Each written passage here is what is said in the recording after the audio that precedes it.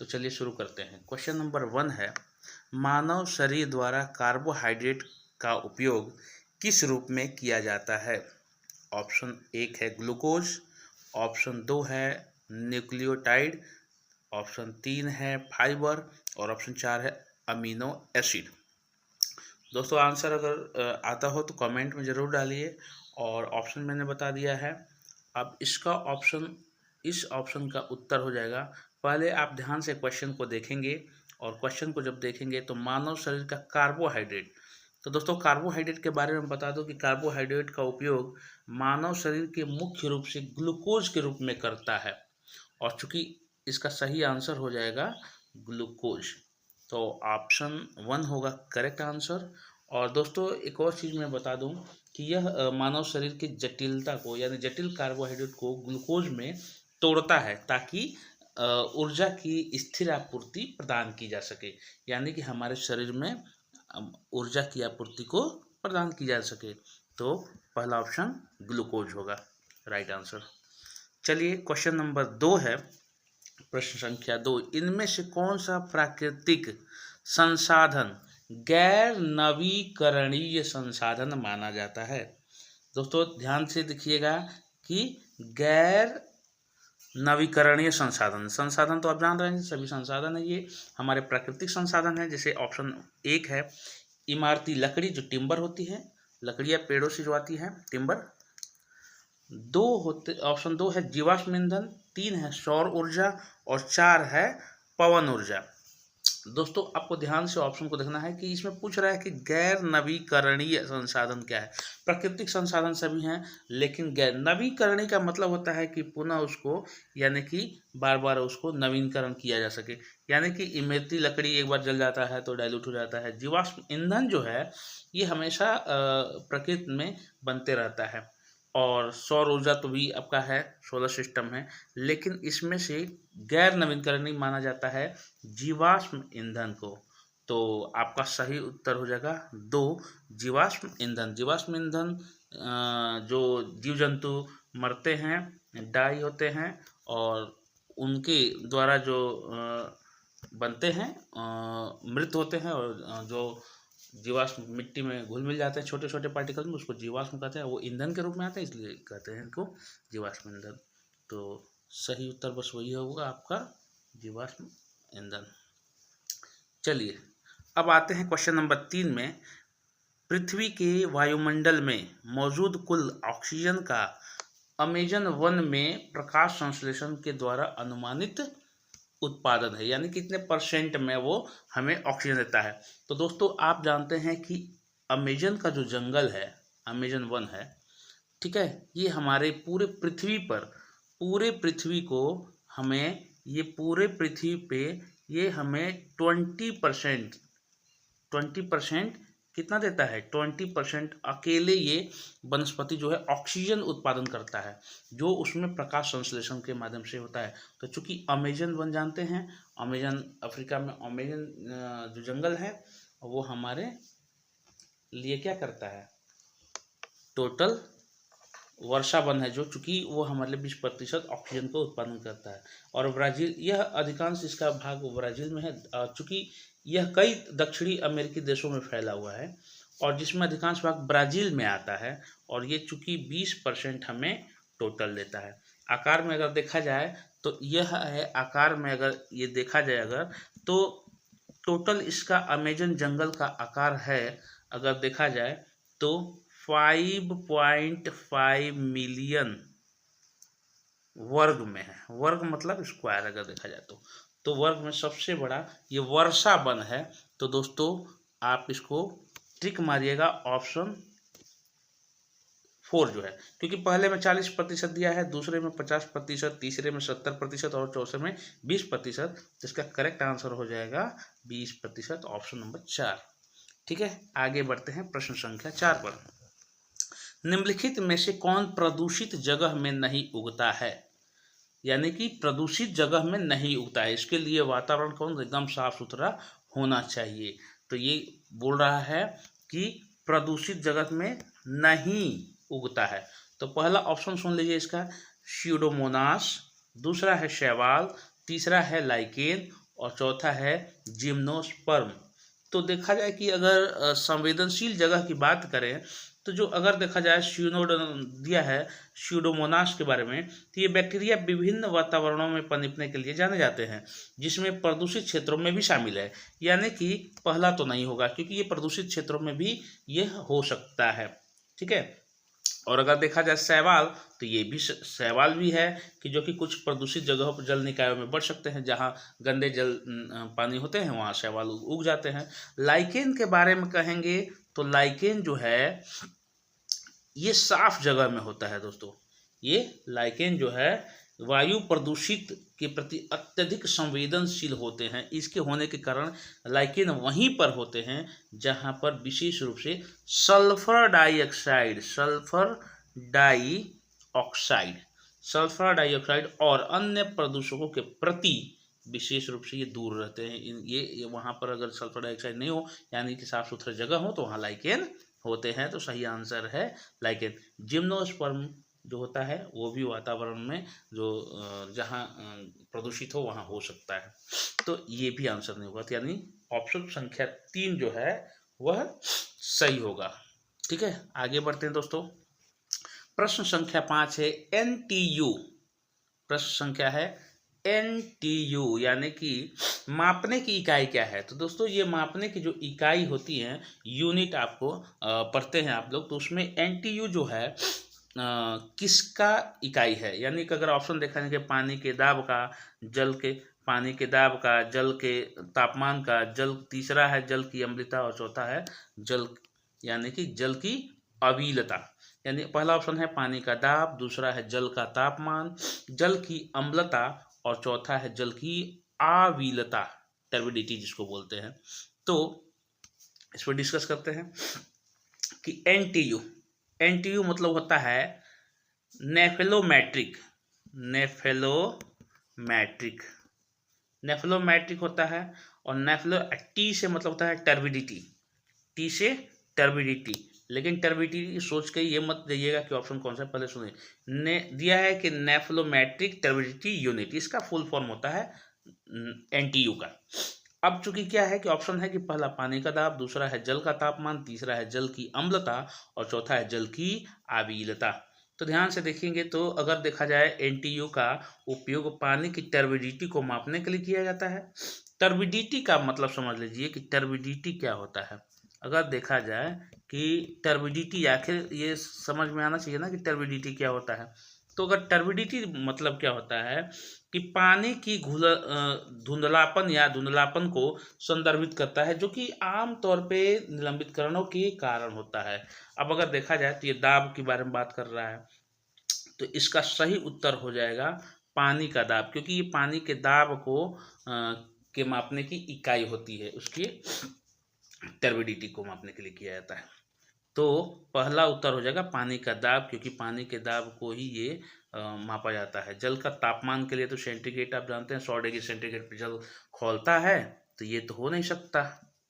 ठीक, तो ये नहीं हो सकता है।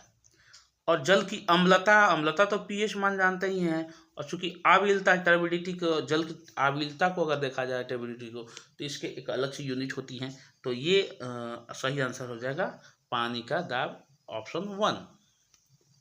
चलिए प्रश्न संख्या 6 के लिए आगे बढ़ते हैं। ध्यान से देखिएगा।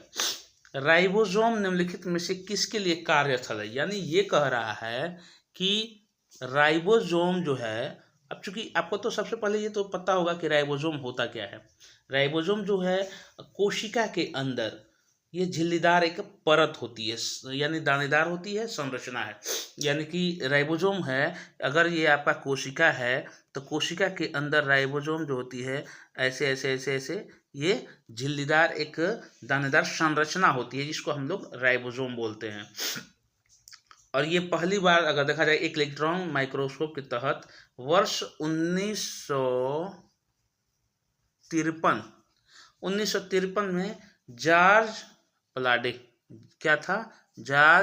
जेपी, यानी जॉर्ज प्लाडे ने इसको क्या किया, इसके द्वारा संघनन कणों के रूप में देखे गए थे। यानी कि सबसे पहले जॉर्ज प्लाडे ने इसके कोशिका के अंदर जो ये संरचना है उसको वह क्या क्या संघनन, इसके जो छोटे छोटे कण हैं इसमें इन्होंने देखा था। लेकिन अब आपका ऑप्शन है कि राइबोसोम निम्नलिखित में किसके लिए कार्य करता है, तो प्रोटीन संश्लेषण, दूसरा है प्रकाश संश्लेषण, तीसरा है वसा संश्लेषण, चौथा है श्वसन। इसमें रिवर्स आते हैं, श्वसन में तो ये काम नहीं करता है, और चूंकि वसा संश्लेषण यानी फैट बनाने में तो ये काम नहीं करता है। प्रकाश संश्लेषण में फोटोसिंथेसिस की क्रिया होती है, और आप जानते हैं कि ये भी नहीं होता है, तो ये भी नहीं होता है। अगर राइबोसोम कहाँ कार्य करता है, प्रोटीन संश्लेषण में। ये क्या करता है कि कोशिका के अंदर यह प्रोटीन का निर्माण करता है। तो चूंकि राइबोसोम निम्नलिखित किसके लिए कार्यस्थल है, तो प्रोटीन संश्लेषण के लिए कार्यस्थल है। तो ये आपका आंसर पहला है, प्रोटीन संश्लेषण हो जाएगा। ठीक है। तो प्रश्न है, प्रकाश तरंगे किस प्रकार की तरंगे होती हैं? पहला ऑप्शन है अनुप्रस्थ तरंग, दूसरा है अनुदैर्घ्य तरंग, तीसरा है ए और बी दोनों, और चौथा ऑप्शन है कोई नहीं। तो दोस्तों सबसे पहले हम लोग देखेंगे कि तरंग कितने प्रकार की होती है। तो तरंग दो प्रकार की मुख्यतः होती है, पहला अनुप्रस्थ तरंग और दूसरा अनुदैर्घ्य तरंग। अब तरंग, लेकिन इसमें पूछ रहा है कि प्रकाश तरंगे किस प्रकार की तरंगे होती हैं। तो किस प्रकार की तरंगे होती हैं, तो क्या अनुप्रस्थ तरंग है, क्या अनुदैर्घ्य तरंग है।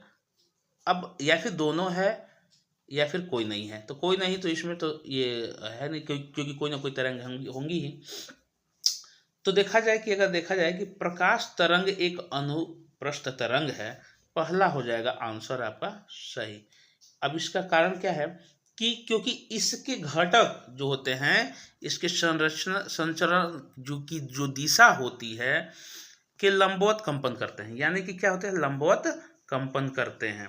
अतः यानी कि प्रश्न संख्या 1 ही जो है ये सही हो जाएगा, अनुप्रस्थ तरंग। तो दोस्तों आई होप प्रश्न आपको समझ में आ रहे होंगे, और अगर उत्तर आता हो तो आप लोग उत्तर को कमेंट में जरूर डालते रहें।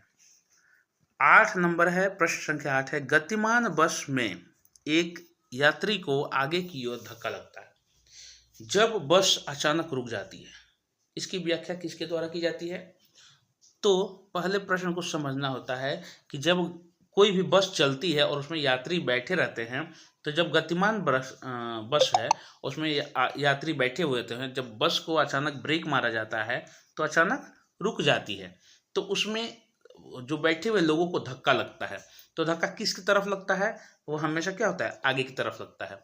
तो यहाँ ऑप्शन दिया है पहला कि न्यूटन के पहले नियम की तरह। दोस्तों न्यूटन का पहला नियम अगर देखा जाए तो आप जानते होंगे कि न्यूटन का पहला नियम क्या है, कि आप जानते हैं कि यदि एक पिंड विरामावस्था में या एक ही सीधी रेखा के एक स्थिर गति से आगे बढ़ रही है, यह विरामावस्था और स्थिर में अचानक सीधी रेखा में अगर चलता रहे जब तक कि कोई बाह्य बल उस पर काम न किया जा सके, तो यह क्या करता है कि परिकल्पना की जड़ता को इसमें ये रखता है, यानी कि इसके रूप में जाना जाता है, परिकल्पना की जड़ता को।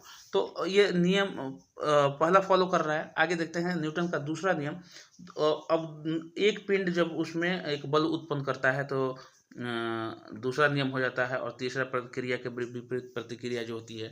तो हमारा ये आंसर हो जाएगा पहला, यानी कि यह पहले रूल को फॉलो करता है कि जब कोई विरामावस्था में अगर एक पिंड हो और एक सीधी रेखा में एक स्थिर गति से आगे बढ़ रहा हो, तो यह क्या है, एक सीधा रेखा में ही चलता रहेगा। जब अचानक धक्का लगता है तो क्या होता है कि गतिमान रूप से आगे है तो आगे की तरफ धक्का लगेगा।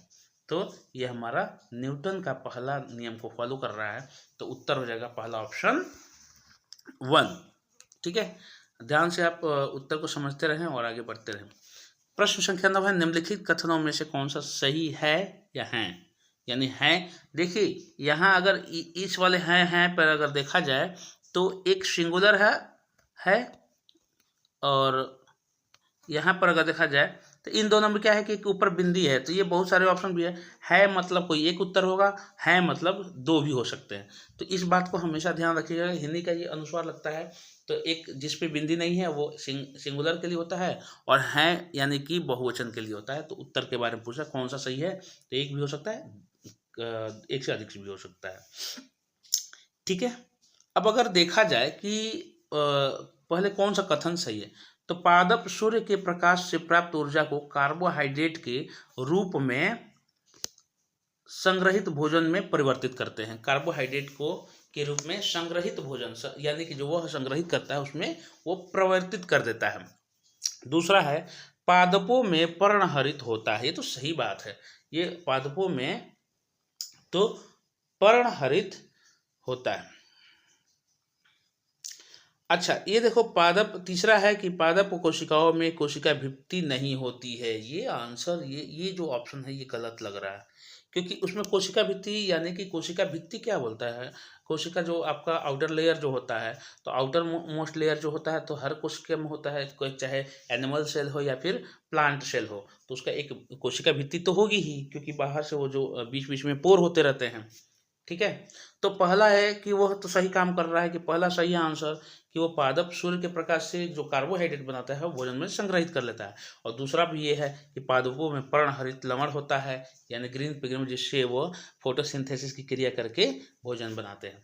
अच्छा, तीसरा ऑप्शन में कोशिका भित्ति, चूंकि ये लिखा है कि नहीं है, तो ये आंसर ऑप्शन हो जाएगा गलत, यानी कि हमारा क्या है, ऑप्शन ए है केवल एक सही है, तो ये इसके अनुसार ये गलत हो जाएगा।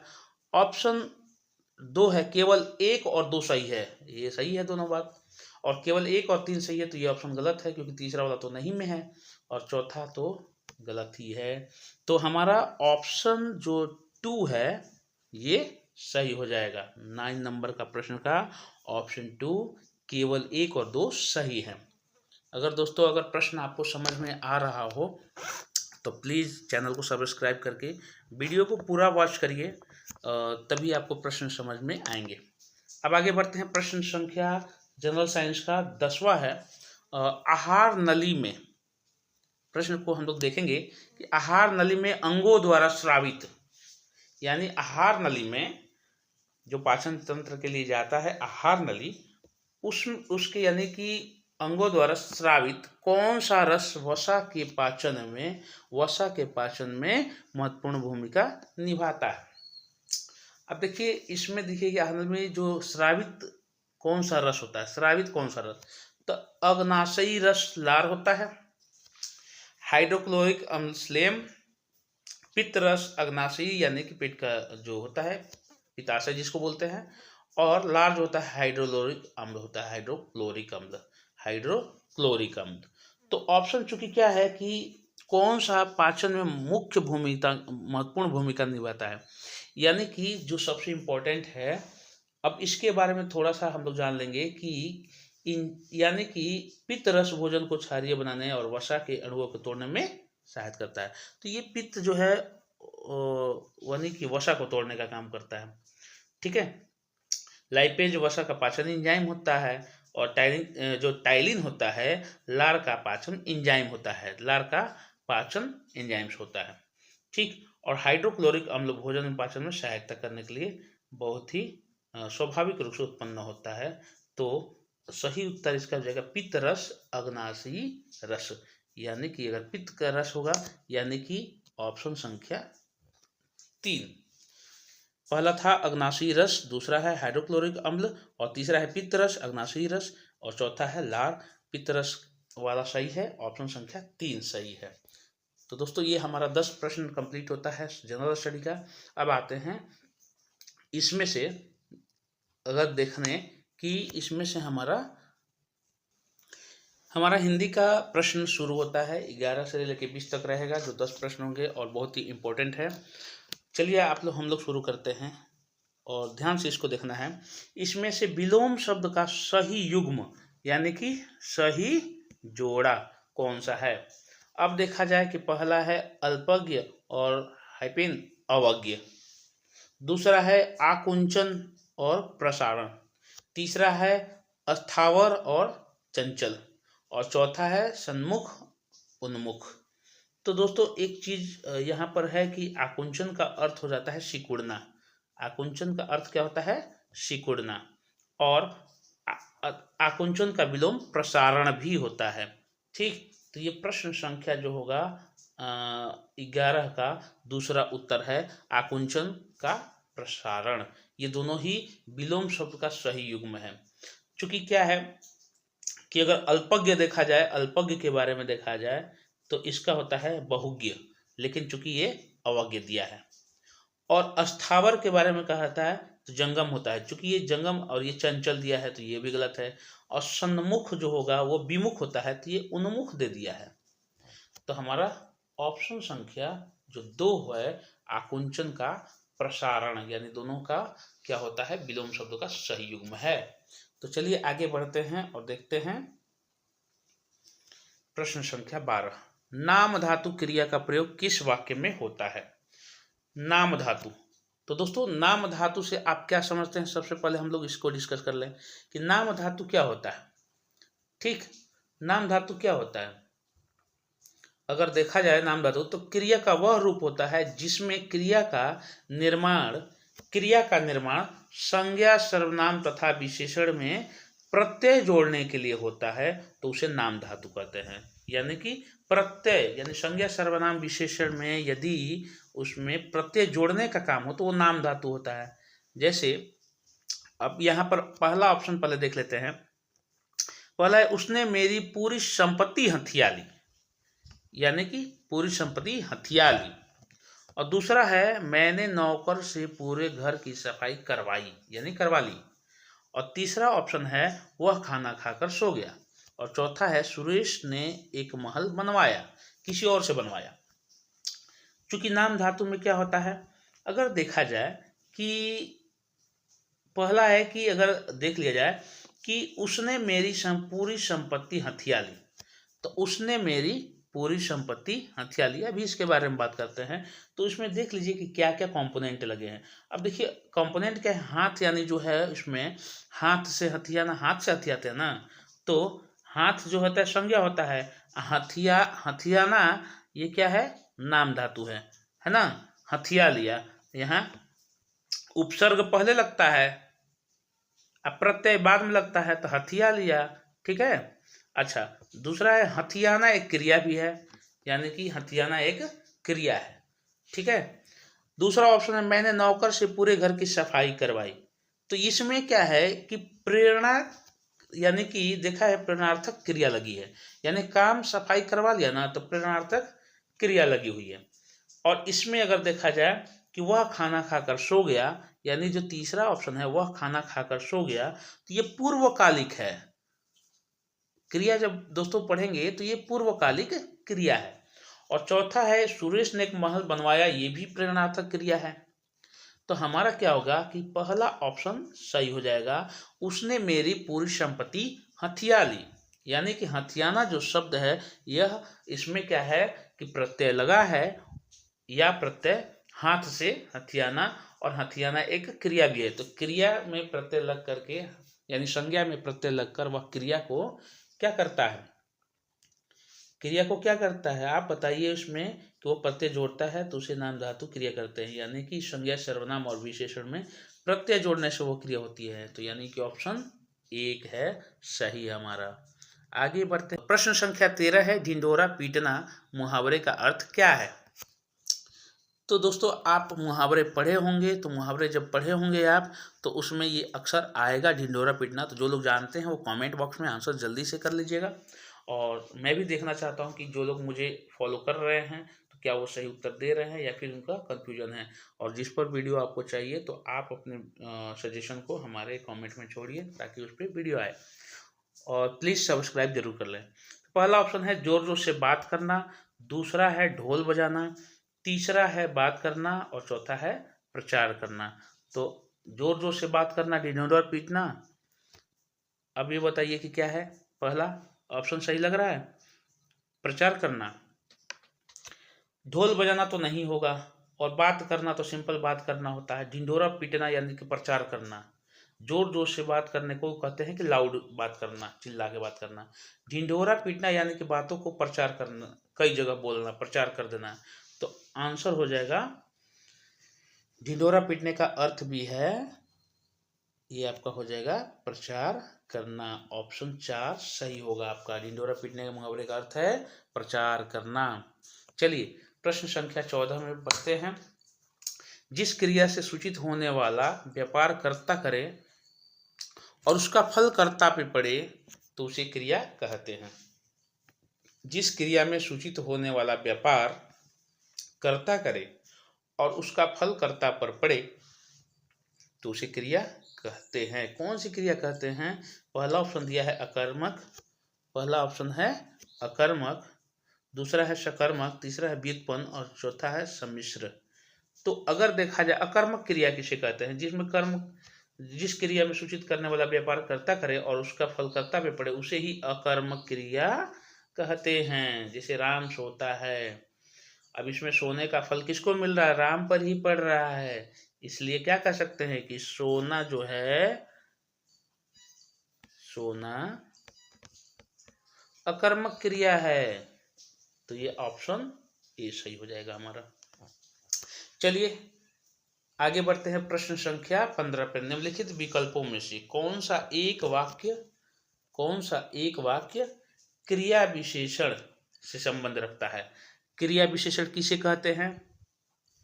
क्रिया विशेषण किसे कहते हैं? कि जो क्रिया की विशेषता बताए उस शब्द को क्रिया विशेषण कहते हैं। अब अगर देखा जाए तो पहला ऑप्शन है सीता यहाँ आ रही है, बच्चे दौड़ते हैं, वह खड़ा है, गाय चरती है। तो बच्चे दौड़ते हैं, इसमें क्या है कि अगर बच्चे दौड़ते हैं तो कहाँ दौड़ते हैं? धीरे धीरे कि तेज तेज। क्रिया विशेषण तो वही होता है कि जो दौड़ना क्रिया है उसकी विशेषता बताएं, तो इसमें तो विशेषता है नहीं। वह खड़ा है, कैसे खड़ा है ये भी नहीं बताया जा रहा है। गाय चरती है, कहाँ, कैसे, क्यों चरती है ये भी नहीं पता चल रहा है। और यहाँ पर सीता यहाँ आ रही है, तो ये यहाँ वहाँ क्रिया की विशेषता हो रही है। तो अगर देखा जाए कि वह शब्द जो हमें क्रिया की विशेषता के बारे में बताते हैं वह शब्द क्रिया विशेषण कहलाते हैं। तो अगर देखा जाए तो आंसर क्या हो जाएगा? पहला है सीता यहाँ आ रही है, जिसमें यहाँ शब्द क्रिया विशेषण हो जाएगा। तो आंसर आपका ऑप्शन एक सही हो जाएगा। चलिए आगे बढ़ते हैं। प्रश्न संख्या 16 को ध्यान से देखिएगा। ऐसे प्रश्न आ जाते हैं कभी कभी, क्योंकि प्रश्न बहुत बड़े होते हैं, आंसर बहुत छोटा होता है। दिए गए विकल्पों में से कौन सा निम्नलिखित वाक्य में रेखांकित शब्द का पर्यायवाची नहीं है? पर्यायवाची नहीं है। और रेखांकित में ये दिया है सरस्वती। भारतीय जनमानस के बीच माता सरस्वती संगीत कला की जननी के रूप में पूजनीय है। अब चूंकि क्या है कि सरस्वती का यहाँ पर ऑप्शन सीधे सीधे देखा जाए तो प्रश्न यही कर रहा है कि सरस्वती का पर्यायवाची नहीं है। तो शारदा ये पर्यायवाची होता है, विमला ये भी पर्यायवाची होता है, सहचरी, सहचरी का मतलब क्या होता है? सहचरी अगर देखा जाए विमला, बागेश्वरी, शारदा, हंसवादिनी ये भी है, सहचरी नहीं है। तो ये पूछ रहा है कि नहीं है, यानी कि ये ऑप्शन संख्या 3 हो जाएगा। सहचरी सरस्वती जी का नाम नहीं है, इसलिए हम लोग इनके पर्यायवाची में तो ये शब्द रख नहीं सकते। इसलिए चूंकि वो पूछ रहा है कि पर्यायवाची नहीं है, इसलिए उत्तर तीसरा हो जाएगा, नहीं है। प्रश्न संख्या 16 का उत्तर तीसरा नहीं है, यानी कि सहचरी नहीं होगा पर्यायवाची। चलिए आगे बढ़ते हैं प्रश्न संख्या 17 पे। निम्नलिखित में से झुकाव का पर्यायवाची शब्द क्या है? यहाँ पर देखना है हमें कि पर्यायवाची शब्द क्या है किसका? झुकाव का।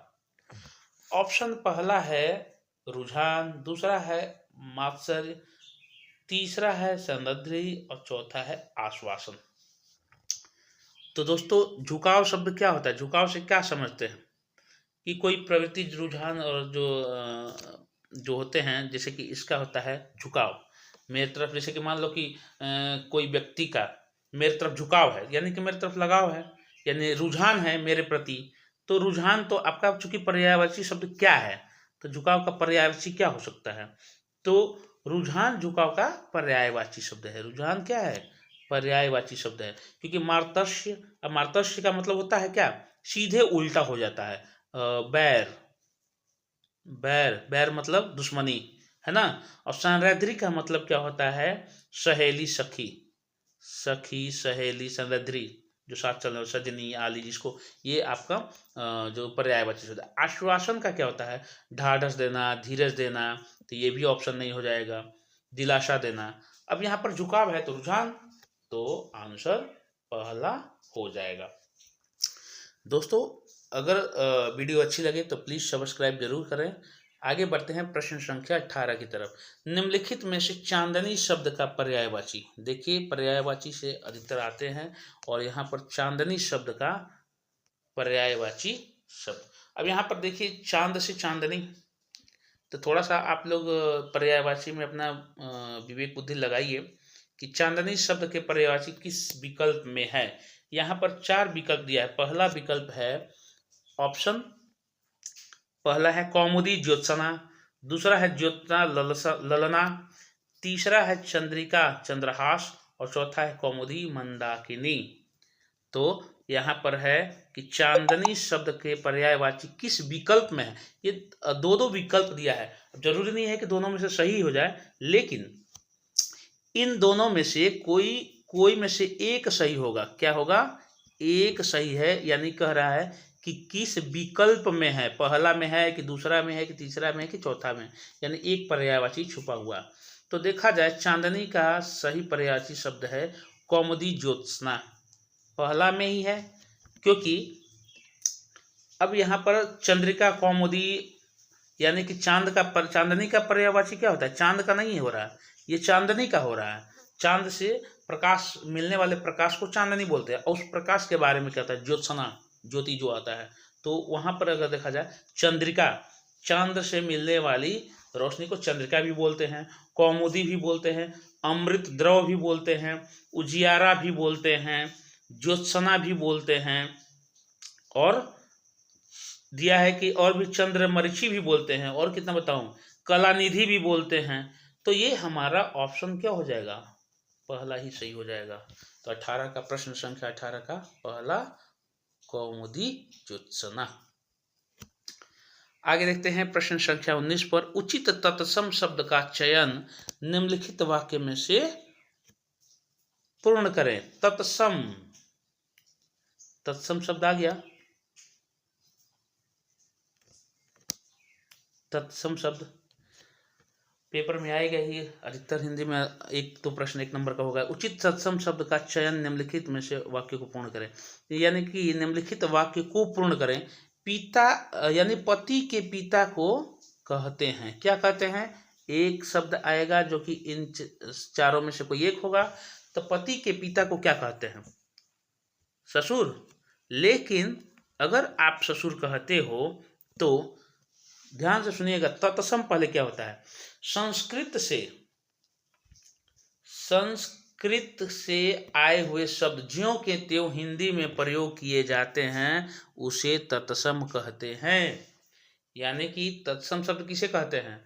वह शब्द जो संस्कृत में हूबहू आकर हिंदी में प्रयोग किए जाते हैं, उसे तत्सम शब्द कहते हैं। तत्सम यानी कि समान, उसके समान, यानी कि सेम टू सेम। अब अगर देखा जाए कि तत्सम शब्द क्या होते हैं? ऐसे शब्द जो संस्कृत से ज्यों के त्यों लिए गए तत्सम होते हैं। अब अगर देखा जाए कि श्वशुर शब्द जो है, श्वशुर जो शब्द का तत्सम है वाक्य में, उचित वाक्य के अनुसार तो उचित होगा श्वशुर, यानी ऑप्शन बी है, क्योंकि पहला तो दिया है ससुर, ये तो गलत लग रहा है। सुसुर भी गलत लग रहा है। ससुर ये हिंदी का ही शब्द है, चूंकि हिंदी में ये तद्भव शब्द हो जाएगा। यानी कि तद्भव जानते हैं कि संस्कृत से आ करके हिंदी में बदल करके उसका हिंदी का रूप वो यूज हो। तो जो ससुर शब्द है संस्कृत से आता है और हम लोग वाक्यों में प्रयोग कर देते हैं। तो पति के पिता को क्या कहते हैं? ससुर, ससुर, श्रवसुर, स्र और व की मात्रा लगी है। चलिए आगे आते हैं। प्रश्न संख्या 20 है, अंतिम प्रश्न है। जो लोग सब्सक्राइब नहीं किए हैं तो प्लीज़ सब्सक्राइब कर दीजिए, ऐसे ही वीडियो बनती रहेगी आपके लिए। और चैनल को सब्सक्राइब करके और फिर बेल आइकन को दबा लीजिए। प्रश्न संख्या 20 है, राधा जब घर पहुंची तो दिवस खत्म हो चला था। दोस्तों दिवस मतलब होता है दिन, यानी कि जैसे घर पहुंची तो दिन खत्म हो चुका था, यानी कि शाम का समय हो गया था। तो वाक्य में प्रभु दिवस का विलोम शब्द, अब यहाँ पर सीधे विलोम शब्द नहीं है, दिवस का विलोम शब्द पूछता तो ऑप्शन होगा, लेकिन ये पूछ रहा है कि नहीं है।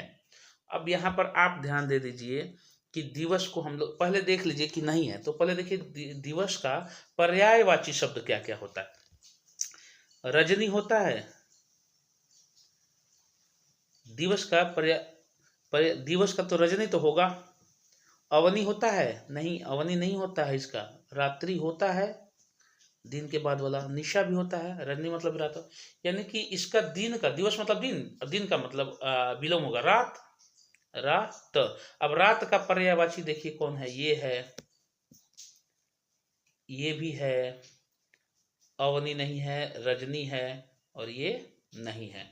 तो ये चूंकि नहीं है पूछ रहा है तो अवनी नहीं इसका उत्तर हो जाएगा।